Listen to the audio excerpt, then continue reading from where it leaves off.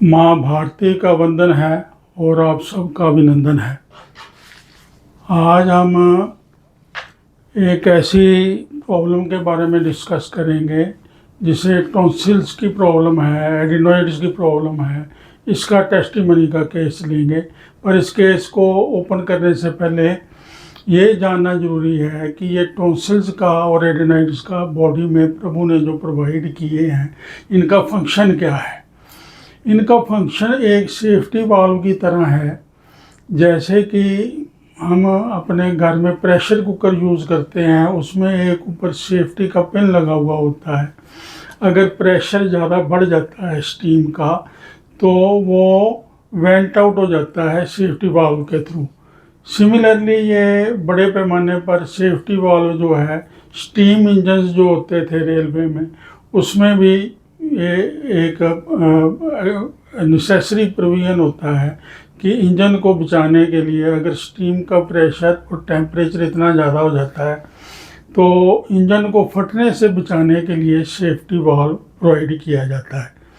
Similarly हमारे शरीर की रचना में जो कोई बैक्टीरियल या कोई फ्लू की इन्फेक्शन की प्रॉब्लम आती है, तो अलग अलग बॉडी के हिस्सों में इस तरह के नेचर ने सेफ्टी वाल्व प्रोवाइड किए हैं।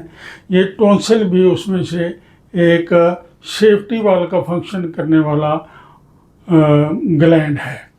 ओके।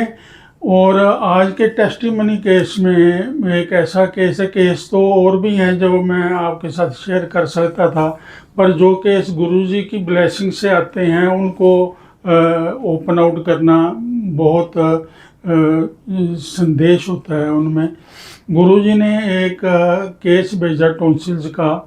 गुड़गांव के बहुत बड़े वकील हैं, उनके बेटे को बड़ी प्रॉब्लम थी टॉन्सिल्स की वजह से, और उसका लगभग उन्होंने पक्का कर लिया था भी अब मैंने इनका मतलब इसको ऑपरेट करा देना है। और टाइम ले लिया, डेट ले ली, और गुरुजी से ब्लेसिंग लेने के लिए आया, जी मैं बच्चे का ऑपरेशन कराने जा रहा हूँ। तो गुरुजी ने उनको कहा भी आप जाने से पहले एक बार डॉक्टर दुग्गल को मिल लो, अगर वो कोई दवाई देना चाहें तो ज़रूर देना उनको। तो वो मेरे पास आ जाते हैं, मैं उसका सारा देखता हूँ, और मतलब टॉन्सिल तो बहुत बड़े हुए थे, पर गुरुजी का मैसेज आया था तो उसको दवाई दी। जो दवाई दी वो मैं अपने क्लोजिंग के वक्त आपको ओपन आउट करूँगा भी उसको क्या दिया है। पर ऐसी कृपा हुई कि उसको एक डोज दी है उसकी। ओके। और एक डोज देने के बाद मैंने कहा भी आज का दिन वेट करो, आप कल कराना ऑपरेट, आज ना कराना। तो वो मान लेते हैं, उनको ऐसी कोई दिक्कत नहीं थी उसको एक दिन एक्सटेंड करने में। तो देखो कैसी ब्लेसिंग है। ब्लेसिंग गुरुजी की है। ब्लेसिंग ये है कि नेक्स्ट डे जब वो डॉक्टर के पास जाते हैं और डॉक्टर चेक करता है, तो वो कहता है भी इसको तो टॉन्सिल है ही नहीं, मैं ऑपरेट क्या करूं इसका। This is miracle, this is really miracle. तो बाकी उसका ट्रीटमेंट चला है 3 महीने, और उसके बाद वो बच्चा बिल्कुल हेल्दी और दोबारा कभी उसको प्रॉब्लम ही नहीं हुई। तो ये केस बहुत इम्पोर्टेंट टेस्टिमनी केसेस में था, तो मैंने कहा भी आप सबसे शेयर करूं और इसको अपना बने रहें। मैं सेशन के क्लोजिंग में ये सारी जो मेडिसिन उसको दी गई हैं वो I will open out and disclose to the public for use. Okay. तो नेक्स्ट जो है, मैं आज आपके सामने हिस्ट्री के 2 पार्ट शेयर कर रहा हूँ। पिछली 2 सेंचुरीज़ में सन 1800 से लेके 2025 तक 4 बड़े एपिडेमिक हुए हैं, जिसमें होम्योपैथी ने बहुत बड़ा रोल प्ले किया है। और उस रोल को प्ले करने की एडिशन में उस वक्त क्या दवाइयाँ यूज़ की गई उस एपिडेमिक को फाइट आउट करने के लिए, वो मैं आपसे ज़रूरी शेयर करना चाहता हूँ।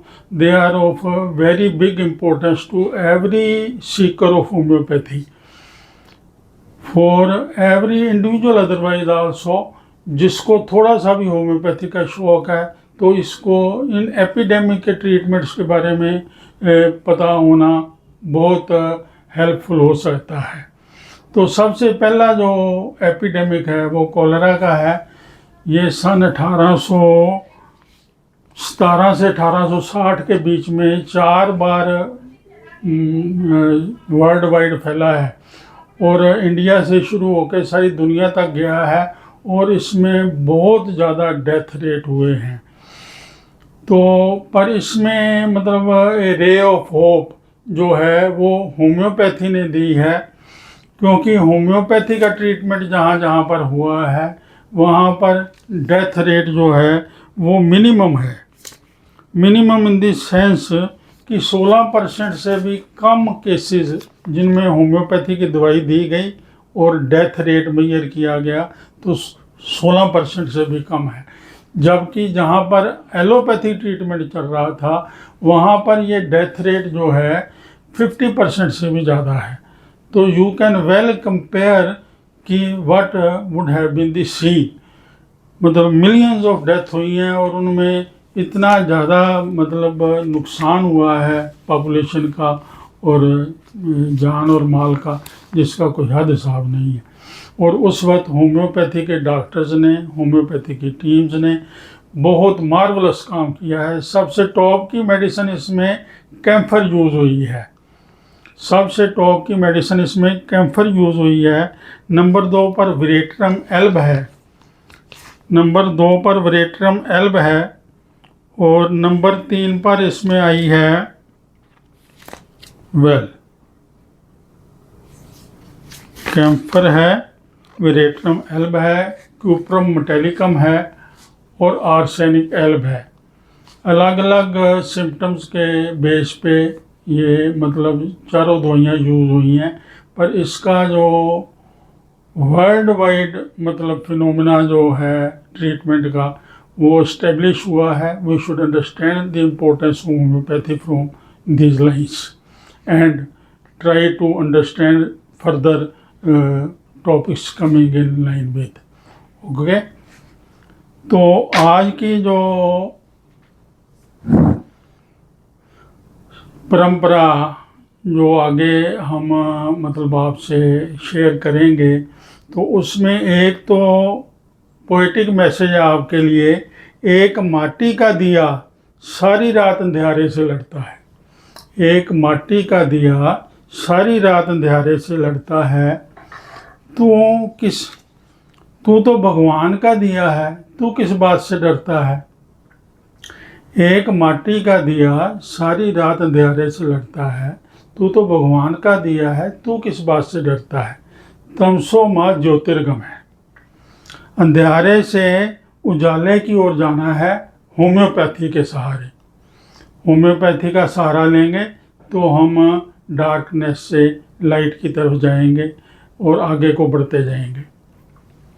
तो लास्ट एपिसोड में मैंने आपसे शेयर किया था ड्राई कफ के लिए जो हम ट्रायो देते हैं HER, हिपर सल्फ यूपटोरियम परफ और रस्टॉक्स।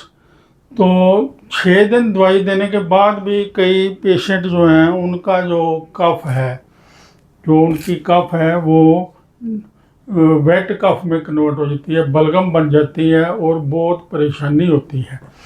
तो after 6 days if the dry cough is converts into wet cough, बलगम में बदल जाती है, तो उस केस में हम जो ट्रायो देते हैं दैट इज़ ASK। जो ट्रायो देते हैं ASK, आप स्क्रीनशॉट ले सकते हैं। ASK, A stands for arsenic Elbe, K कालीबाइक्रोम और S सिलिशिया। कालीबाइक्रोम है, R सेल्ब है, सिलिशिया है। तो इनको आपने सुबह दोपहर शाम 2-2 ड्रॉप देने हैं जीभ के ऊपर, और half an hour before breakfast, lunch and dinner. Okay, कच्चा प्याज, लहसुन, तली हुई चीज़ें, अचार वगैरह नहीं खाना। और नंबर 2, आपने खाने से आधा घंटा पहले ये ड्रॉप ले लेने हैं। तो much improvement with in 3 days and satisfactory improvement after 6 days you will realize by using this formula। तो अब आगे के जो आने वाले जो प्रोग्राम हैं उसमें जो आगे का ट्यूटोरियल आएंगे उसमें हम ओपन आउट करेंगे ये जो बुक्स हैं, मटीरिया मेडिका डॉक्टर बोरक साहब का, और सिलेक्ट योर रेमेडी ये जो बुक है अपने राय बहादुर बिशंबर दयाल जी की, उसको कैसे हमने उसको डीकोड करना है, कैसे हमने उसको स्टडी करना है। मेडिसिन जो है 2 रूट हैं, self to medicine and medicine to self. जिसको बीमारी है वो दवाई तक कैसे पहुँचे, और अगर हमें दवाई का पता है तो हम कैसे ये इंश्योर करें भी ये इसी बीमारी की दवाई है। तो ये दोनों रूट मैं आपसे क्लियर करूँगा। आने वाले सेशन बहुत इम्पोर्टेंट होने वाले हैं, इसलिए कोई भी आने वाला सेशन मिस नहीं करें और मेरी सीरीज़ के साथ बने रहें। बिल्कुल निःशुल्क है, किसी तरीके का कोई मतलब कोई चार्जेस नहीं है, इट इज़ टोटल फ्री। गुरुजी की ब्लेसिंग है कि सारी जो इन्फॉर्मेशन है ये हमने निःशुल्क कन्वे करनी है। तो मैं उन्हीं की आज्ञा का पालन कर रहा हूँ। आज का जो केस है उस केस में हमने जो फर्स्ट डे दिया है ब्राइटा कार्ब 200 दिया है सिंगल डोज, जिसने उसके टॉन्सिल्स को इस हद तक लिमिट कर दिया कि डॉक्टर ने कहा भी इसको तो टॉन्सिल है ही नहीं है, आपने क्या किया इसका कल पूरे दिन में। तो उसके पास बताने के लिए तो कुछ नहीं था, पर आप सारी मतलब पब्लिक के लिए इट इज़ ओपन आउट। और बाकी का जो उसका 3 महीने ट्रीटमेंट चला है उसमें हमने कल्केरिया कार्ब 30 दी है TDS, सवेरे दोपहर शाम 3 महीने के लिए चली है दवाई। बीच में किसी वक्त एग्रावेशन आया है, तकलीफ आई है, तो उस केस में हमने उसको हिपर सल्फ एज SOS उस केस में दिया है सिंगल डोज। तो ये ट्रीटमेंट 3 महीने के बाद क्लोज़ किया है और बिल्कुल सेटिस्फैक्ट्री, पेरेंट्स से आप पूछ सकते हैं और वो रिकॉर्ड पर है। तो इन सब मतलब बातों के साथ नए साल की बहुत बहुत बधाइयाँ। जय हिंद, जय भारत।